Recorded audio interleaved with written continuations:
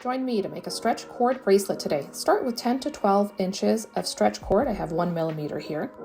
I like to stretch it a little bit beforehand, and then I like to tape off one end, small piece of tape, just to keep the beads from falling off. So put the beads on and however you want them, and usually about 7 inches is the right length. And here we're going to see how to tie the knot. So start with a simple overhand knot, and then you want to tie it double overhand. Now here's where it gets a little bit tricky. You have to make sure that the beads all stay in place and the double overhead knot doesn't slip.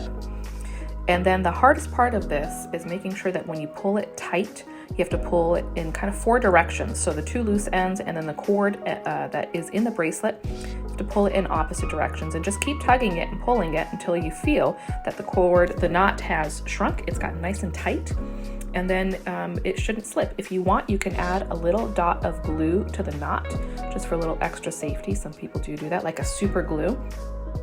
So now we have to trim off those loose ends. Just use a scissor to trim them away. We can hide that knot within a bead. These metal beads have a little bit of a larger space inside to hide some of the bigger knots. So tuck it in there and it'll hold tight. Watch, you can stretch it and it's not going to come loose.